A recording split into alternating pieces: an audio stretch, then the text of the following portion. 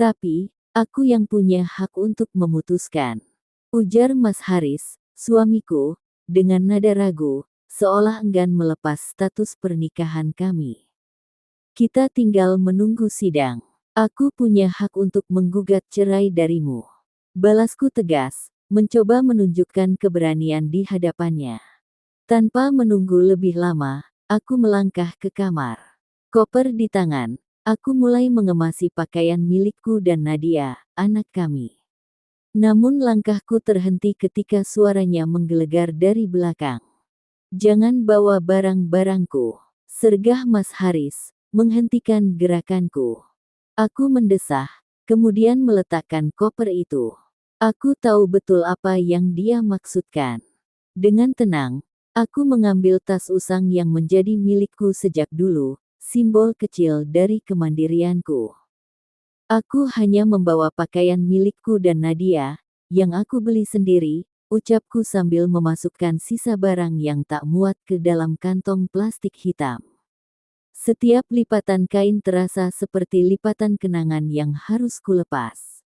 Aku mencoba tegar, meski hati ini terasa hancur menghadapi ketidakadilan dari Mas Haris dan keluarganya. Mereka memperlakukanku seperti pelaku kesalahan, meski jelas Mas Haris yang bersalah. Rasanya seperti menghadapi pengadilan tanpa hakim yang adil, dikeroyok oleh tatapan mereka yang dingin dan penuh cemooh. Saat aku berjalan menuju ruang depan, tempat mereka berkumpul, pandangan sinis terus membayangi langkahku.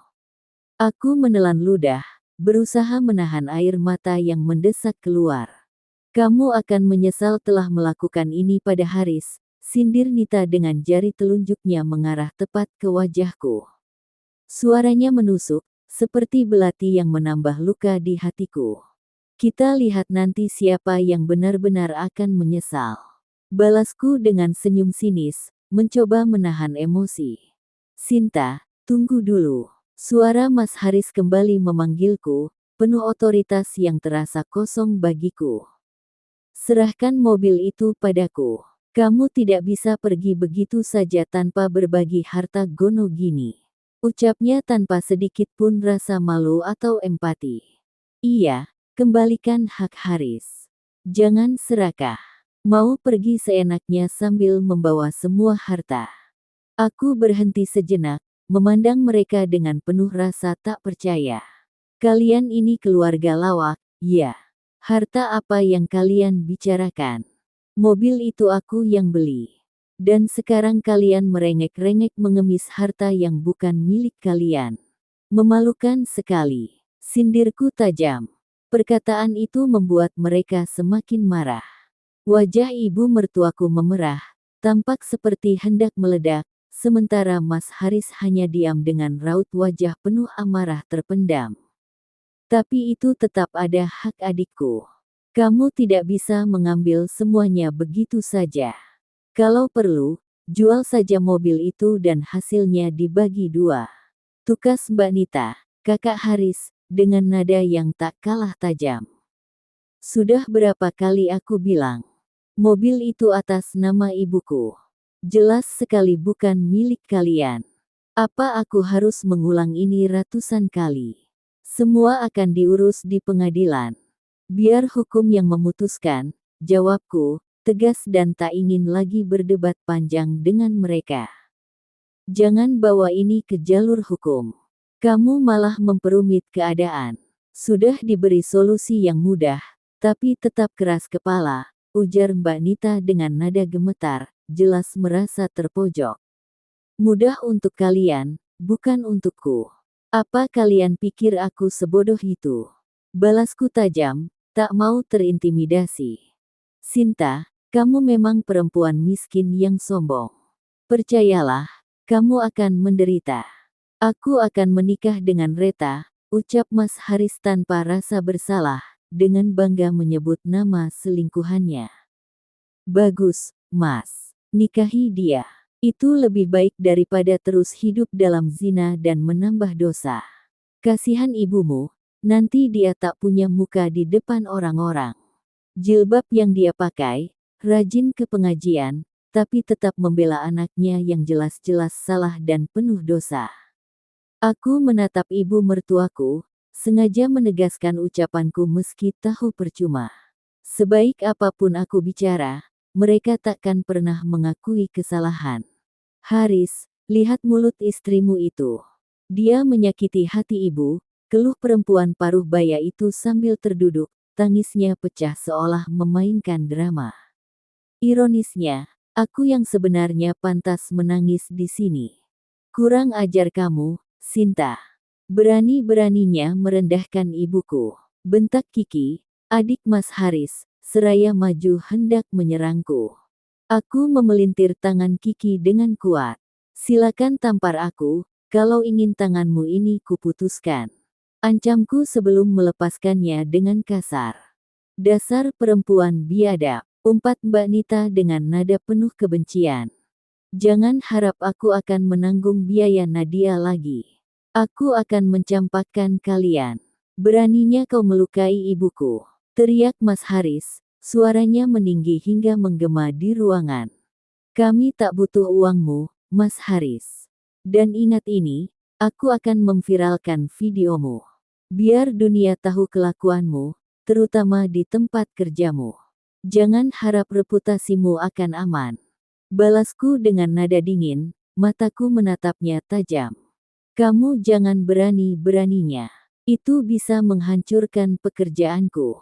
Balas Mas Haris dengan nada cemas, rasa percaya dirinya mulai memudar. Kamu takut, ya? Tanyaku, tertawa kecil penuh ejekan. Jangan main-main dengan karir Haris. Mbak Nita ikut berseru, suaranya terdengar penuh ancaman. Aku tidak main-main. Aku sangat serius. Kalian telah menghancurkan hidupku, jadi jangan harap aku akan diam saja, tegasku dengan nada tegas, tak peduli dengan semua ancaman mereka. Aku melangkah pergi, mengabaikan sumpah serapah yang mereka lontarkan di belakangku. Jika bukan karena menghormati usia, mungkin sudah sejak tadi aku tampar mulut perempuan yang melahirkan Mas Haris itu. Benar-benar manipulatif dan penuh tipu daya. Sesampainya di rumah ibu, aku menceritakan semua yang terjadi, meskipun mereka sudah mendengar kabar ini dari Angga sebelumnya. Syukurlah Mbak akhirnya ambil tindakan dan keluar dari rumah neraka itu. Kalau aku bertemu Mas Haris, rasanya ingin kuhajar dia. Laki-laki pengecut tak tahu diri. Umpat Angga dengan penuh emosi. Istighfar, nak, jangan memperburuk keadaan.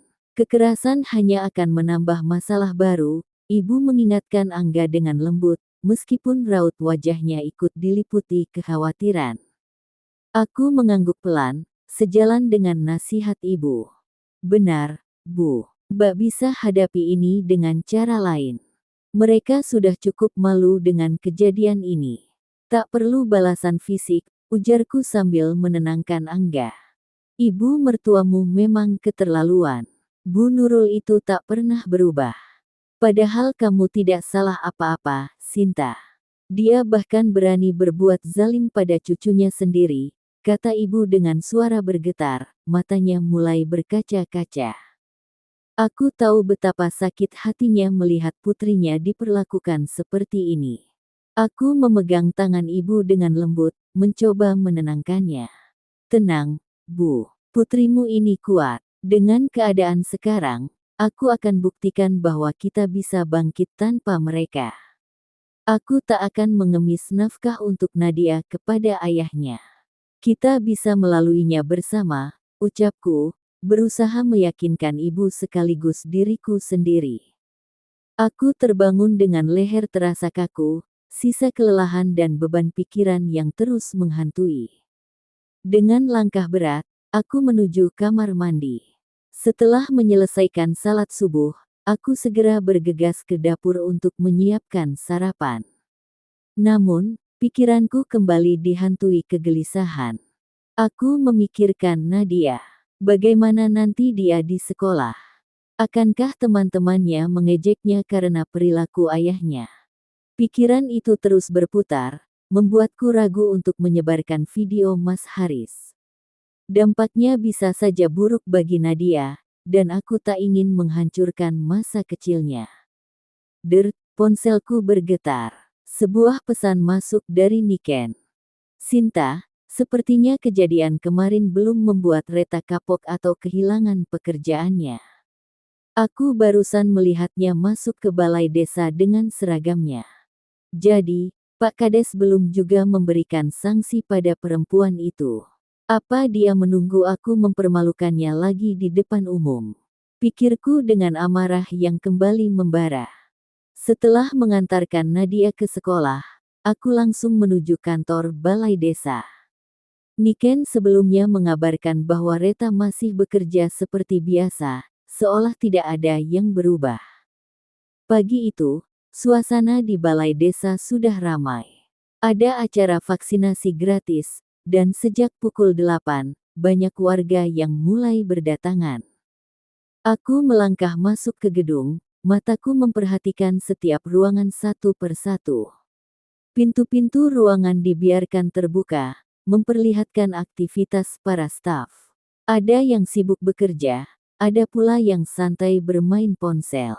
Hingga akhirnya aku sampai di ruangan Reta. Di sana, perempuan itu sedang asyik tertawa, bercakap akrab dengan seorang pria yang berdiri membelakanginya sambil mencari sesuatu di dalam lemari. Aku segera menyalakan ponsel dan mulai merekam. Kamera kuarahkan perlahan, tak ingin menarik perhatian. Ruangan itu cukup luas, sehingga obrolan mereka terdengar meski aku berdiri di luar. Aku nggak akan bayar denda itu. Dia pikir siapa, berani coba menerasku. Kata Reta dengan tawa sinis, suaranya jelas terdengar. Ia menghadap pria itu, Doni, yang masih membelakangi dirinya. Tapi bagaimana kalau dia menuntut nanti? Tanya pria itu, Doni, dengan nada ragu. Dia nggak akan berani. Pak Deku lebih berkuasa. Lagi pula, dia nggak punya daya apa-apa melawan aku, jawab Reta dengan kepercayaan diri yang menggebu. Percaya diri banget kamu, balas Doni sambil terkekeh kecil. Ya iyalah, Pak De juga nggak akan berani pecat aku. Kalau dia nekat, aku bisa balas mengancam. Pak De kan pakai dana desa, nilainya udah ratusan juta. Aku bisa bikin dia kehilangan jabatannya kalau mau.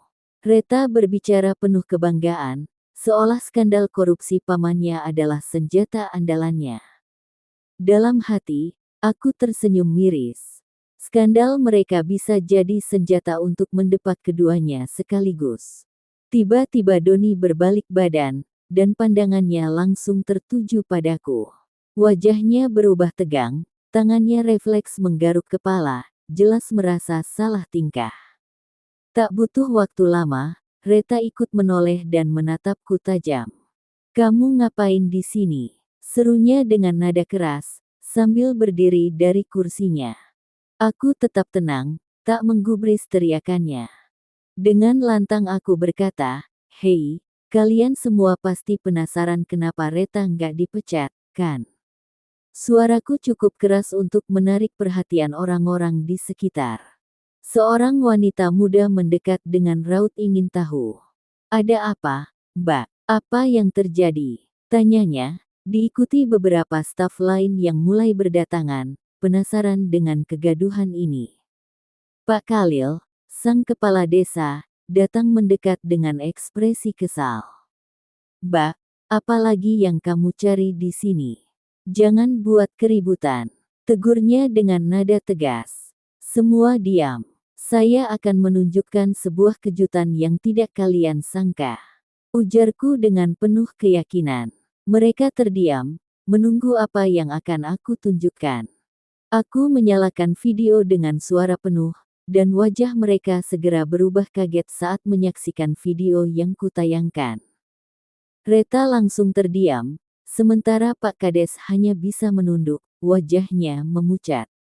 Akhirnya, terungkap juga. Ternyata Kades ini punya permainan busuk. Reta tampak terpojok, tak bisa membela diri lagi. Reta, kamu sudah menfitnah saya. Bentak Pak Kal, suaranya menggema. Sudah Pak, tidak usah berdalih lagi. Semua sudah terbongkar. Jawabku dengan tegas. Kita bawa masalah ini ke jalur hukum.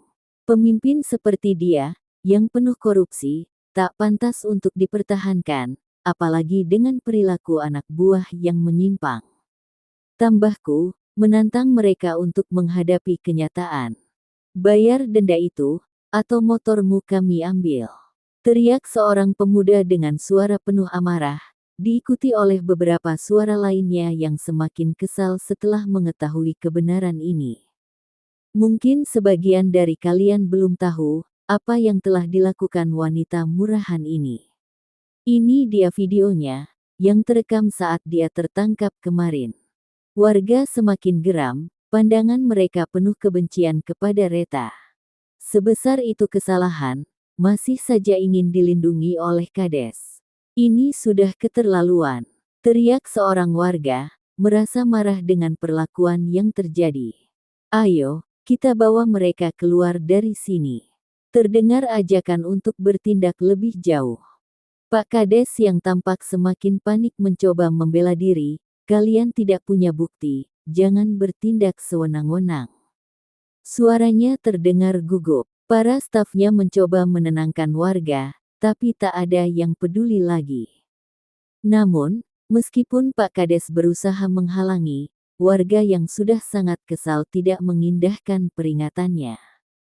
Pak Kades yang berusia sekitar 45 tahun, bersama keponakannya, Reta, akhirnya terseret keluar oleh keluarga dan warga yang tak sabar lagi dengan kelakuan mereka. Reta menangis histeris, tak mampu lagi melawan keadaan. Meski aku sadar, apa yang terjadi adalah bentuk main hakim sendiri, namun aku sudah memberi mereka kesempatan untuk memperbaiki diri, dan mereka memilih untuk mengabaikannya. Kini, hukuman sosial menjadi cara yang paling ampuh untuk membuka mata mereka. Ini motornya, teriak seseorang. Benar ini miliknya. Tanya seorang wanita muda yang masih bekerja di situ, dan ia mengangguk setuju. Tanpa ampun, motor Reta pun dilempari batu oleh warga yang sudah kesal. Aksi mereka semakin brutal. Kades dan keponakannya, sama-sama busuk. Sindir seseorang dari kerumunan. Kini, kemarahan mereka meluas. Mobil Pak Khalil yang diparkir di sampingnya pun menjadi sasaran perusakan. Hentikan! Pak Khalil berteriak, namun suaranya tenggelam dalam amarah yang tak bisa dibendung. Keparat, aku akan membalas ini, Sinta. Teriak Pak Khalil dengan wajah yang sudah memerah. Jangan banyak bicara, pelacur. Seorang ibu dengan penuh amarah menamparkan kepala Reta.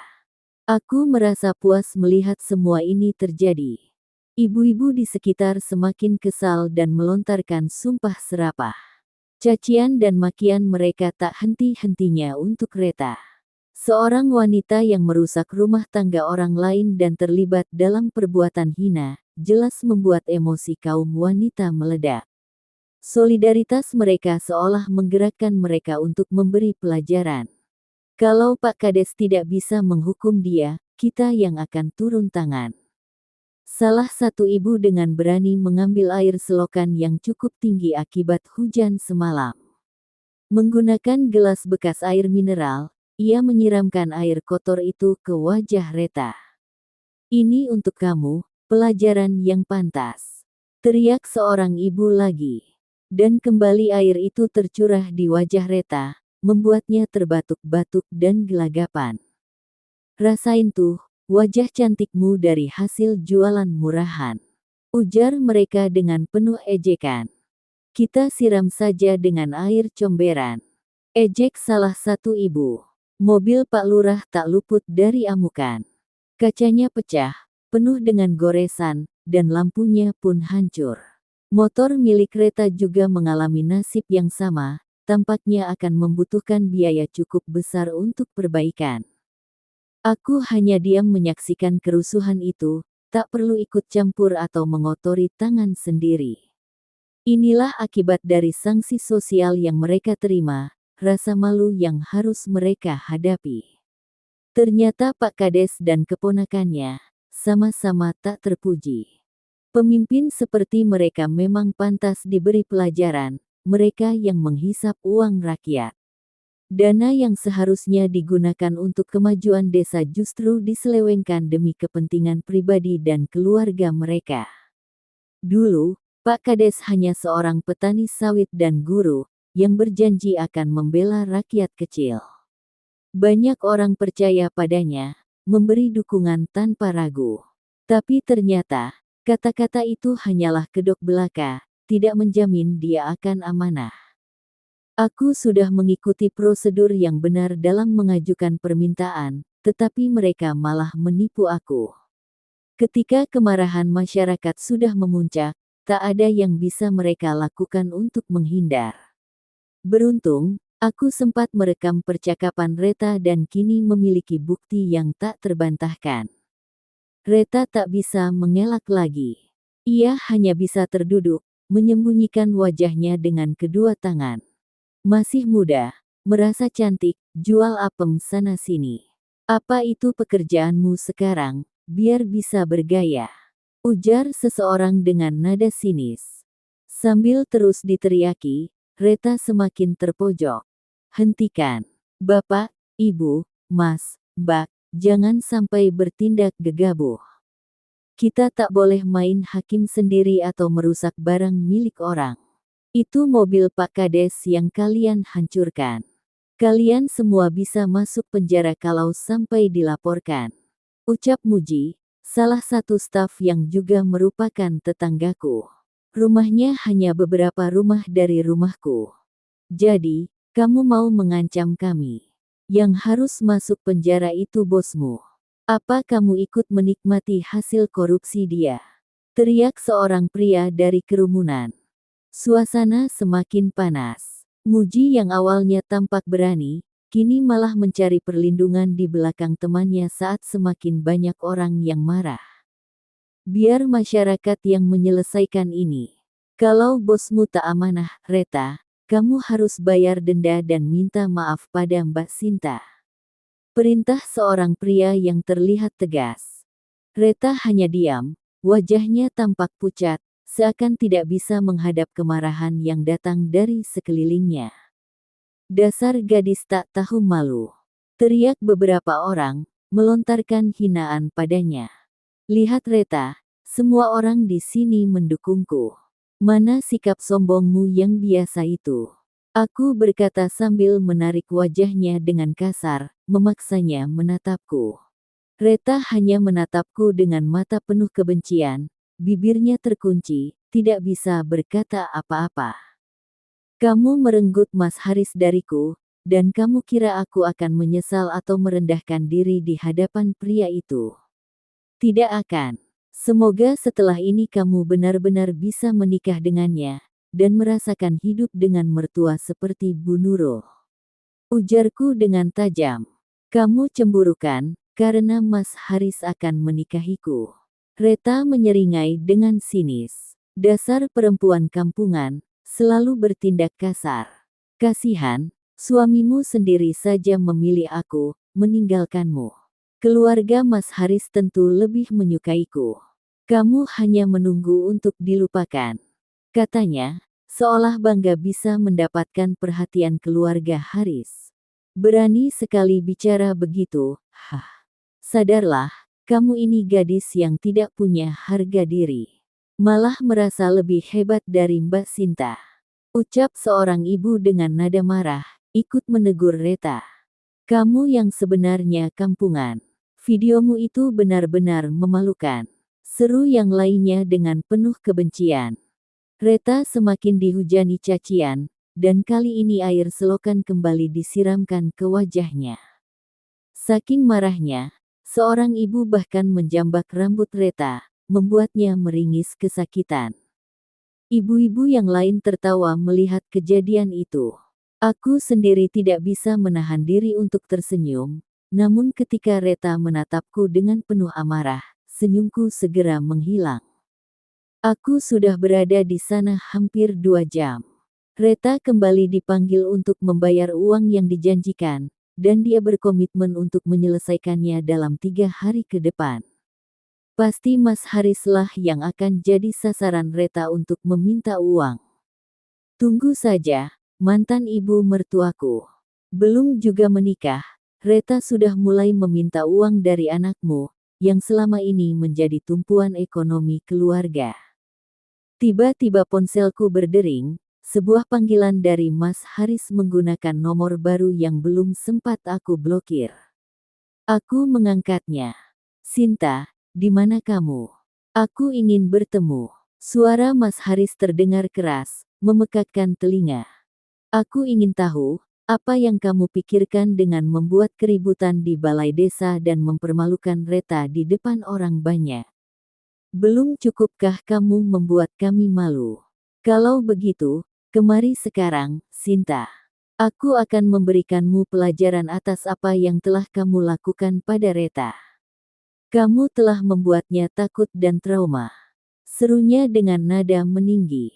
Jadi, sekarang princessmu sudah melapor padamu. Biarkan saja, aku hanya mengikuti aturan yang ada. Tapi, jika kalian masih tidak mau membayar, kalian akan menyesal. Aku tidak akan diam sampai kalian menerima akibatnya. Jawabku dengan tegas. Heh, Sinta.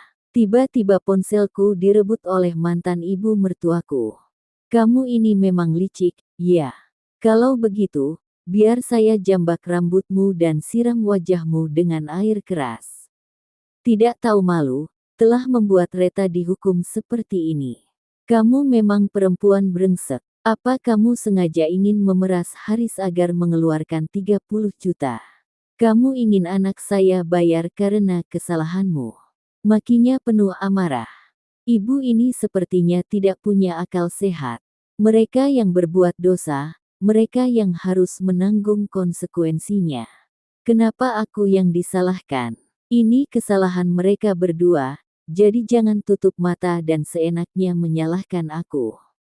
Balasku dengan emosi, tidak peduli lagi bahwa dia adalah orang tuanya.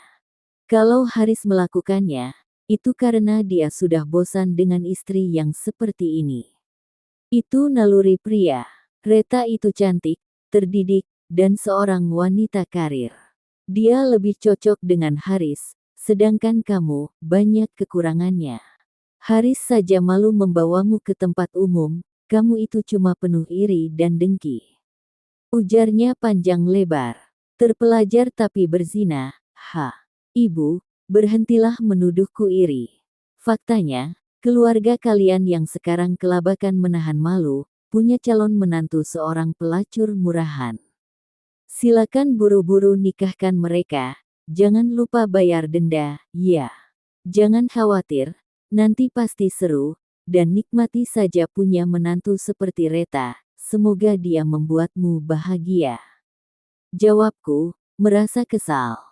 Aku memutuskan sambungan teleponnya, tak sanggup lagi mendengarkan ocehannya yang semakin tidak masuk akal.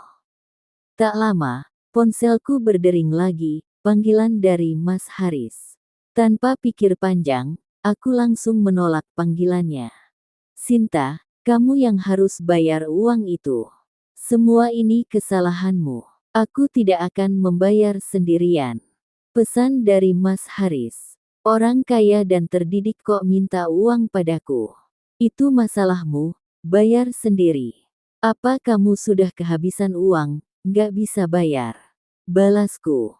Bak, ini Reta. Lihat deh, kasihan banget dia. Febri menyodorkan ponsel padaku, memperlihatkan video Reta yang dikeroyok, yang kini viral di media sosial dengan judul "Pelakor dihajar warga". Ternyata banyak orang yang merekam kejadian itu. Mbak berani banget ya marahin dia di sana, ujar Febri saat aku mengembalikan ponselnya. Harus berani, Febri, untuk menuntut keadilan. Supaya mereka tahu, aku nggak bisa dianggap remeh. Jawabku. Hebat banget Mbak, lihat deh, banyak komentar jelek buat dia. Beberapa komentar yang dibacakan oleh Febri, adikku, membuatku terkejut. Jadi pelakor, wajar kalau banyak yang kesal. Andai aku seberani Mbak saat suami selingkuh. Aduh, pengen banget sih ikut nileding kepalanya. Siram terus, lebih baik pakai air cabai biar kena semuanya. Aku mengantarkan Nadia ke sekolah dan bertemu dengan Sasa, yang baru saja mengantar putrinya, Putri. Sinta, kemarin keluarga Reta diusir dari rumahnya. Sasa memberitahu. Diusir. Kok bisa begitu? Tanyaku, merasa penasaran. Ternyata rumah itu digadaikan oleh Pak D-nya. Dia ketahuan korupsi kemarin, jawab Sasa, menjelaskan. Keluarga, istri sama anak Pak Khalil ngamuk, dan usir mereka. Ucap Sasa bersemangat menceritakan padaku. Mas Haris, segeralah menikahi Reta, kalau tidak, siapa yang tahu kalau dia bakal minta kamu untuk menanggung hidup kedua orang tuanya dan adiknya. Reta kan punya adik perempuan yang masih SMP. Gumam Sinta. Pof Haris. Kecewa banget. Sialan, gumamku sambil menatap layar ponsel ketika Sinta menolak panggilanku.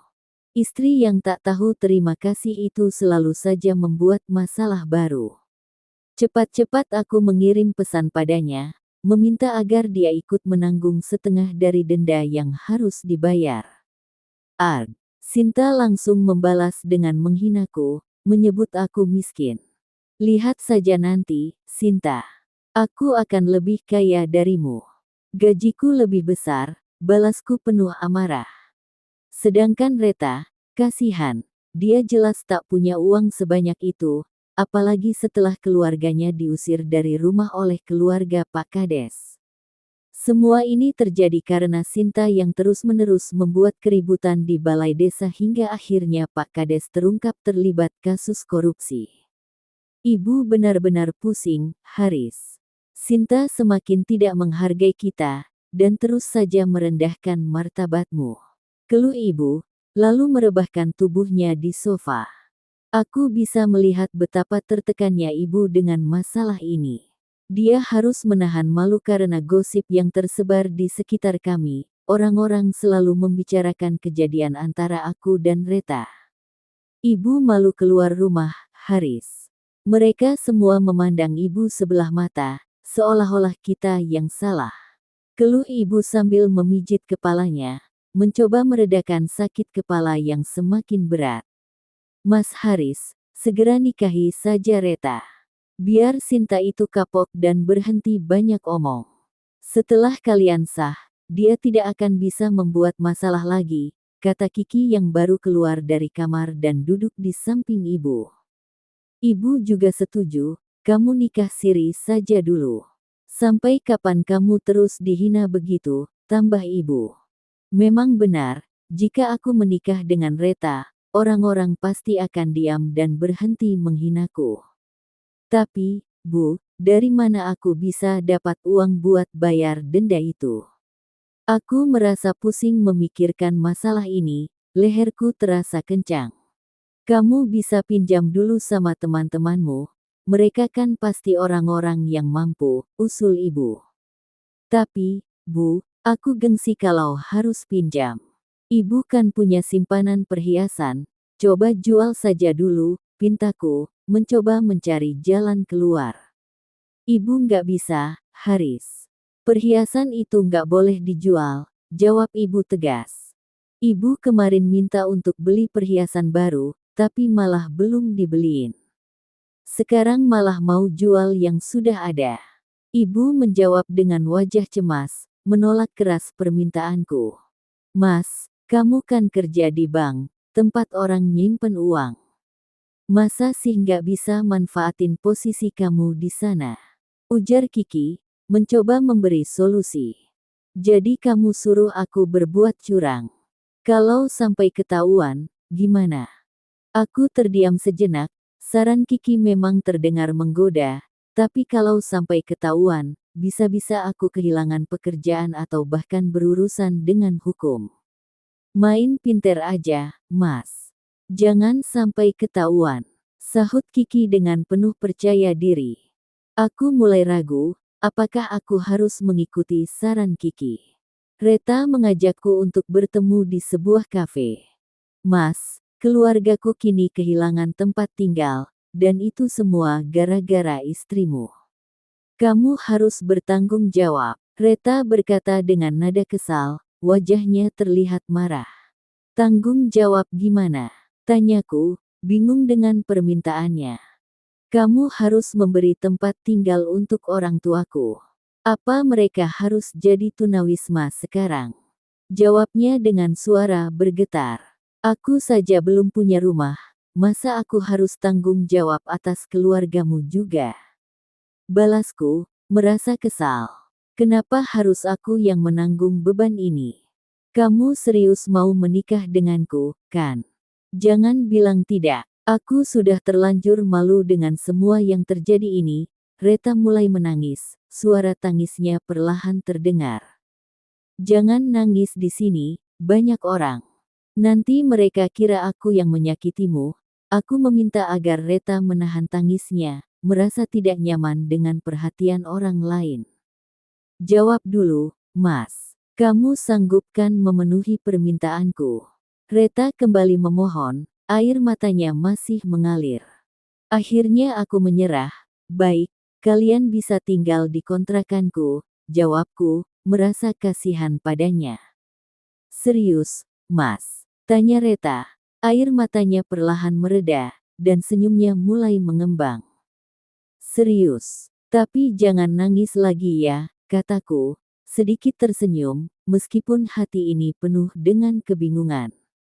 Keluargamu bisa tinggal di sana, dan besok aku akan menikahimu secara siri.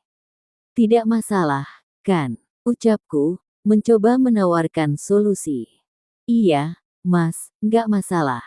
Lagian kan kamu juga belum resmi bercerai, jawab Reta, menerima tawaranku untuk menikah.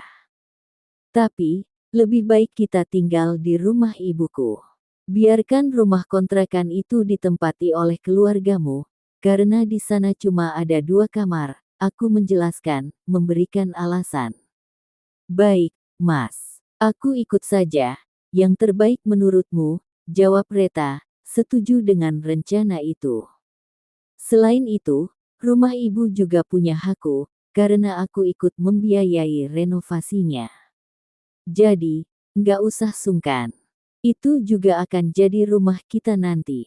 Aku menambahkan, mengingat pesan ibu yang pernah bilang kalau rumah itu akan menjadi hakku karena telah mengeluarkan biaya untuk renovasi. Di rumah ibu sendiri hanya ada ibu, Kiki, dan Hanan yang tinggal bersama. Aku memberitahukan ibu bahwa Reta dan aku berencana tinggal di rumah ini, dan kami akan menikah secara siri besok malam. Semakin cepat semakin baik, Haris. Ibu pasti senang kalau Reta tinggal bersama kita. Dia memang menantu yang ibu inginkan, kata ibu dengan wajah yang tampak bahagia. Reta seumuran denganku Mas, jadi kita bisa keluar bareng. Dia juga cantik, gak akan malu-maluin kalau Mas ajak ke acara-acara. Tambah Kiki. Aku tersenyum mendengar respon positif dari keluargaku tentang Reta. Lihat saja Sinta, aku akan punya istri yang cantik dan tak akan membuatku malu. Justru kamu yang akan merasa sakit dan menyesal saat melihat kebahagiaan kami nanti. Sebagai pria mapan, aku merasa tidak kesulitan mendapatkan wanita yang kuinginkan. Memikirkan wajah angkuh Sinta yang pasti akan menangis mendengar kabar pernikahan kami membuat hatiku semakin riang. Sah, ucap para saksi yang hadir, diantaranya Pak RT dan beberapa kerabat dekat. Pernikahan siri ini harus diketahui oleh Pak RT agar tidak ada fitnah yang berkembang, dan untuk menanggulangi segala gosip atau ejekan dari orang-orang di sekitar kami yang mungkin menganggap rendah hubungan kami. Selamat ya, sayang, akhirnya kamu jadi adik iparku. Mbak Nita memeluk Reta dengan hangat. Kakakku memang sangat menyukai Reta, dan karena itu, ia mendukung penuh hubungan kami. Setelah ini, Sinta pasti bakal menyesal dan menangis melihat pernikahan kalian. Tambah Mbak Nita sambil mengambil selfie bersama aku dan Reta yang kini sah menjadi pasangan suami istri. Takutnya Mbak Sinta bakal terkejut dan gak bisa terima kenyataan, karena akhirnya Reta yang menang. Kiki menimpali dengan suara pelan, tapi masih cukup terdengar jelas. Ketika aku terbangun, aku melihat Reta yang masih tertidur di sampingku. Wajahnya yang cantik saat tidur membuat hatiku penuh semangat. Rasanya ingin menghabiskan lebih banyak waktu bersamanya, mengingat kami baru saja menikah, namun pekerjaan memanggilku hari ini. Setelah mandi dan berpakaian, aku pergi ke meja makan. Bu, mana kopinya? Tanyaku pada ibu yang tengah sibuk menata hidangan di meja. Reta mana, Haris? Seharusnya dia yang menyiapkan kopi untukmu, jawab ibu sambil melanjutkan menata piring. Reta masih lelah, Bu. Dia masih tidur, jadi maklumi saja. Ya sudah, ibu yang buatkan. Ibu lalu pergi ke dapur untuk menyiapkan kopi. Kami sarapan bersama. Tak lama, Reta muncul dengan wajah segar setelah mencuci muka, lalu bergabung di meja makan. Reta, baru bangun. Besok, bangun lebih awal, ya. Siapkan sarapan, ibu juga ingin dilayani oleh menantu. Ujar ibu dengan senyum lebar. Reta hanya mengangguk pelan dan memaksakan senyum di bibirnya. Aku mulai berpikir apakah ucapan ibu membuatnya merasa kurang nyaman. Iya, sebagai menantu kamu harus rajin masak dan mencuci. Lagian sekarang kan sudah tidak bekerja, tambah Kiki sambil menyuapkan nasi goreng ke mulutnya. Benar, kamu harus ikuti nasihat ibu, kataku, berharap Reta bisa mengerti. Aku ingin dia paham akan tanggung jawabnya sebagai istri, seperti yang dulu dilakukan Sinta. Itu adalah kewajiban seorang istri, dan aku yakin Reta akan melakukannya dengan baik, apalagi dia juga sangat menyayangi ibu. Mas, kapan kamu beliin motor baru untuk aku? Kan kamu janji, tanya Kiki dengan penuh harap. Tentu, setelah aku bayar denda itu. Mungkin dalam 4 hari lagi, jawabku, berusaha tenang. Jangan lupa juga, Haris, perhiasan baru untuk ibu, timpal ibu yang masih ingat dengan janji perhiasan baru itu. Aku juga butuh 4 juta, Mas. Buat liburan sama teman-teman ke luar kota, tambah Hanan dengan nada santai. Tenang saja, nanti semuanya pasti kebagian, jawabku mencoba menenangkan. Gak sabar aku, Mas. Febri, adiknya Mbak Sinta, baru aja beli motor matic baru yang lagi hits. Kayaknya keren deh kalau aku punya yang sama. Pinta Kiki dengan semangat. Itu motor mahal banget, harganya sampai 35 juta cash. Kalau kredit, pasti lebih mahal lagi. Kamu kan udah setuju untuk pilih yang harganya di bawah 30 juta. Jawabku. Lagian, Sinta sekarang emang banyak duit, tapi dari mana uang sebanyak itu? Kiki hanya mengerucutkan bibirnya dan menatap ibu. Udah, turutin aja keinginan adikmu, gajimu juga cukup kok buat bayar cicilan tiap bulan. Malu kalau kita kalah sama Sinta. Ibu yakin mereka sengaja bikin kita iri, kata ibu, seolah mendukung permintaan Kiki. Oke deh, Mas beliin. Tapi kamu kuliah yang bener ya. Jawabku, akhirnya menyerah. Siap, Mas. Aku bakal kuliah dengan serius kok, Mas gak akan kecewa. Kiki tersenyum lebar, senang karena permintaannya dikabulkan. Namun, aku merasa ada yang aneh dengan raut wajah Reta. Ia terlihat tidak nyaman dan sepertinya tidak setuju dengan apa yang baru saja terjadi. Reta mencium punggung tanganku dengan lembut sebelum aku berangkat kerja. Tak lama setelah itu, Nita datang dengan langkah terburu-buru, sepertinya ada yang mengganjal di pikirannya. Haris, kenapa keluarga Reta ada di rumah kontrakanmu? Tadi Mbak tanya sama mereka bilang kalau kamu yang menyuruh mereka tinggal di sana. Apa benar begitu? Tanya Mbak Nita dengan nada serius. Iya, Mbak. Aku yang menyuruh mereka tinggal di sana. Soalnya, rumah mereka sudah diambil oleh Pak D-nya Reta, jawabku dengan tenang, berusaha menjelaskan. Tapi itu gak bisa gitu, Haris, ibu tiba-tiba menyela. Berarti kamu juga yang harus tanggung jawab bayarin mereka, kan? Bersambung.